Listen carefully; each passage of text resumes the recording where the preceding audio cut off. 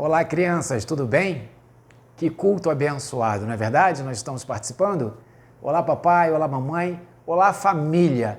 Hoje é um domingo muito especial, pois nós comemoramos o Dia dos Pais.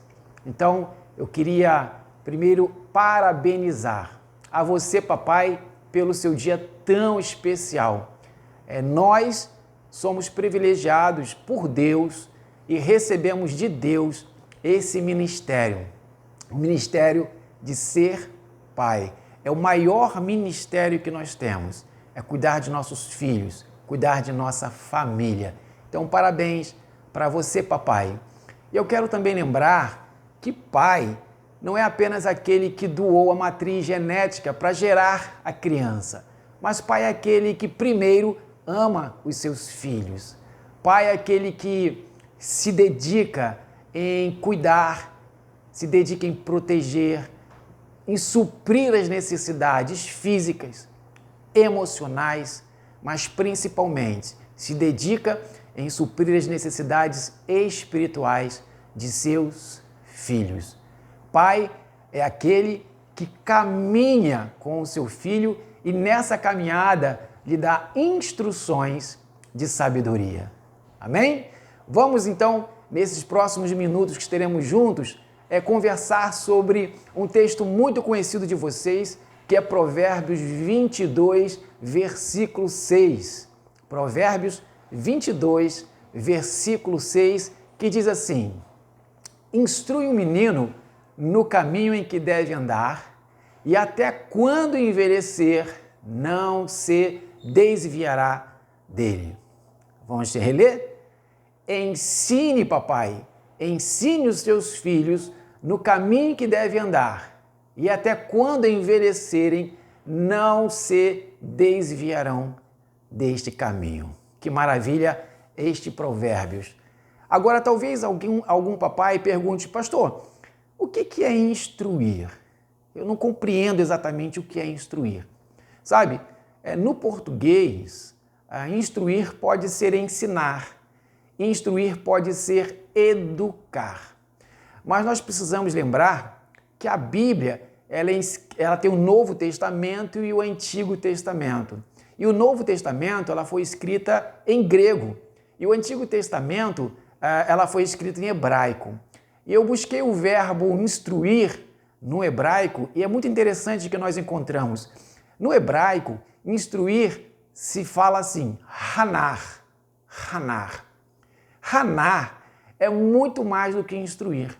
Hanar é muito mais do que ensinar ou educar. Hanar é você, pai, comprometer o seu tempo, comprometer a sua vida para, junto com seu filho ou com seus filhos, fazer aquilo que você deseja que eles façam no futuro. Eu vou repetir.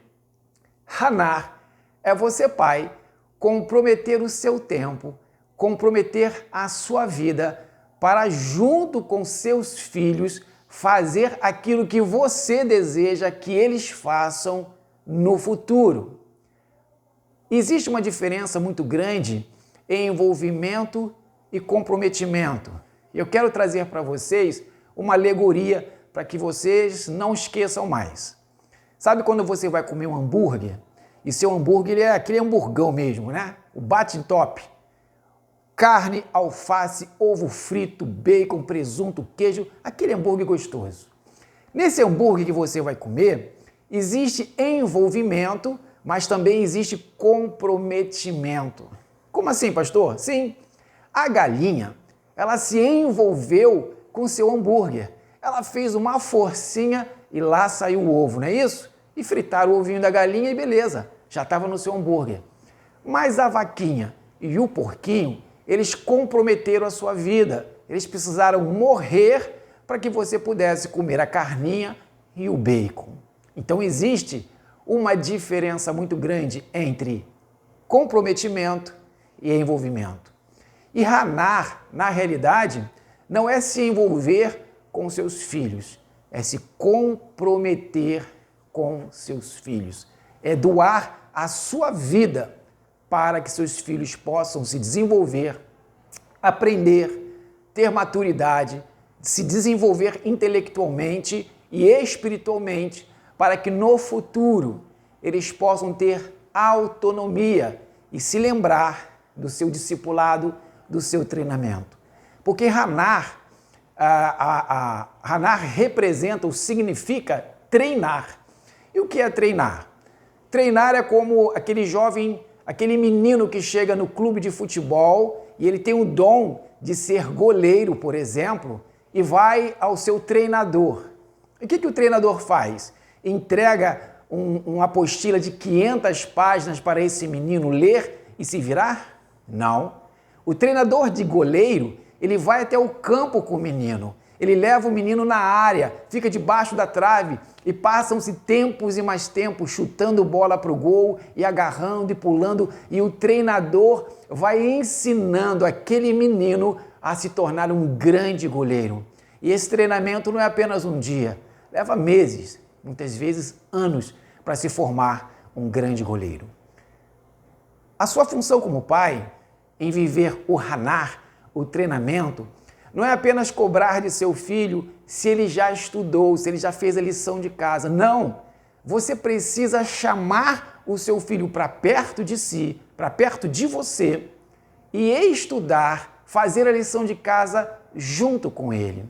Não adianta você perguntar para o seu filho: meu filho, você já orou hoje? Meu filho, você já leu a Bíblia hoje? Não. Você precisa chamar os seus filhos para perto de você, abrir a Bíblia com eles, ler a Bíblia com eles e orar com eles. Isso é Hanar, isso é treinamento. Sabe, não adianta você mandar seu filho executar e fazer as coisas. Você precisa fazer com eles. E é interessante que Jesus, quando ele ensinou os seus discípulos a participar da ceia, a realizar a ceia, onde é que Jesus estava? Ele estava na mesa ceando a ceia da Páscoa. E naquele momento ele parte o pão e ele começa a trazer aquilo: a partir de agora, o pão será o símbolo do meu corpo, distribui o pão. E ele pega o vinho e diz: a partir de agora, o vinho será o símbolo, a imagem, a memória de meu sangue derramado na cruz do Calvário, e distribui. Foi ali, no praticar, junto com seus discípulos, que ele ensinou e disse: a partir de agora, vocês irão fazer isso em memória de mim. Lembra que Jesus também mandou os seus discípulos ir de pregar o evangelho em todo o mundo? Lembra disso? Então, Jesus, para dar essa ordem para os seus discípulos, ele já havia passado 3 anos junto com seus discípulos. 3 anos fazendo o quê? Pregando o evangelho e ensinando, discipulando. Então, quando Jesus deu a ordem aos seus discípulos, ide por todo mundo pregar o evangelho, os seus discípulos sabiam exatamente o que Jesus estava mandando, porque eles sabiam que durante os 3 anos participaram, foram treinados por Jesus. Lembra também que Jesus não escondeu suas emoções? Jesus chorou próximo dos seus discípulos. E um dia, quando Jesus estava muito amargurado, muito entristecido, muito angustiado, Jesus, ele não vai chorar sozinho no canto.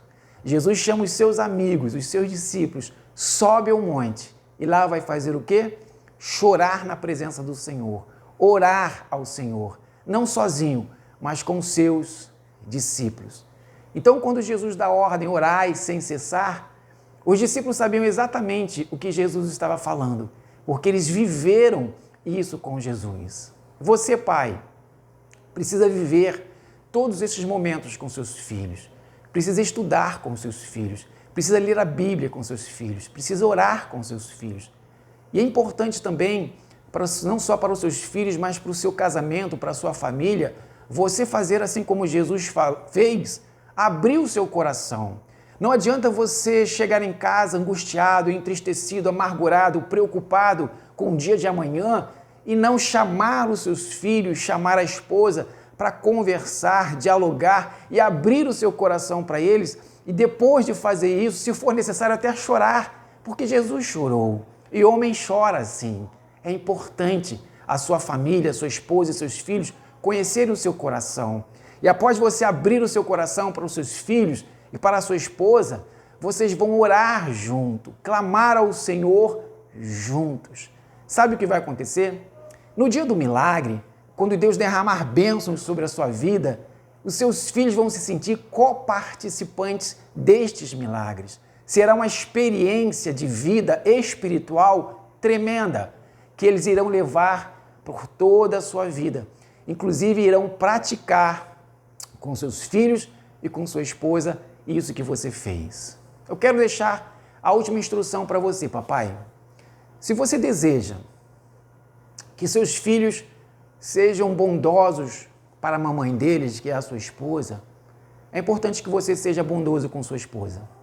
Se você deseja que seus filhos ajudem a mamãe a arrumar a casa, a varrer a casa, é importante que você faça isso. Que você varra a casa junte com seus filhos, que você vai enfrentar aquele gigante, aquele monstro terrível, que é a pia cheia de louça. Em vez de mandar seus filhos irem lá lavar a louça, não, vá com seus filhos e destrua aquele gigante. Mate aquele gigante, lave tudo direitinho, deixe um brilho à cozinha, junto com seus filhos. No decorrer do tempo, seus filhos vão entender a importância, a relevância de fazer as coisas por amor, porque tudo isso que você está fazendo é por amor. E um dia eles vão aprender e assimilar e ter autonomia e vão fazer sozinho, não vai mais precisar você mandar. Mas eles vão aprender porque você fez com eles. Você treinou e participou de todos esses momentos. E no final de tudo, a sua esposa vai ficar muito feliz. E quem vai ser presenteado será você. Eu quero dizer que Deus deseja que a sua família seja abundantemente abençoada. Mas você, pai, é o sacerdote da sua casa. Você é o líder da sua casa. E você precisa assumir a posição de liderança, de general, de comandante e chamá-los na presença do Senhor. Chamá-los para se reunir como a igreja de Cristo que você é, que vocês são, para ler a Bíblia, estudar a palavra, orarem junto, testemunharem. E múltiplas bênçãos vão ser derramadas na sua casa, porque você assumiu a sua posição de líder de seu lar, não de chefe, mas de líder, assim como Jesus, disposto a morrer as suas vontades, a morrer os seus desejos, a morrer até mesmo o seu temperamento, para que você possa trazer vida e vida em abundância para a sua casa, sendo exemplo e participando de todos os momentos. Ore ao Senhor, Pai, para que Deus te dê condições de ser um pai, um líder semelhante ao que Cristo foi. E você receberá de Deus sabedoria, instrução, sensibilidade, paciência, autoridade e poder para dirigir a sua casa, transformando a sua casa em uma casa abençoada. Mas para que isso aconteça, você precisa ser abençoado. Que Deus te abençoe. Eu quero orar rapidamente por você, família. Deus, nós te agradecemos pelo privilégio que tu nos dá de sermos família, pelo privilégio que dá a esta família de ter um papai. Dá a este pai a autoridade e poder vinda dos céus e que teu Espírito Santo, Deus, faça com que esse pai sinta o desejo profundo de comprometer a sua vida e o seu tempo para te honrar e glorificar, sendo sacerdote de seu lar. Em nome de Jesus, amém. Deus os abençoe em nome de Jesus.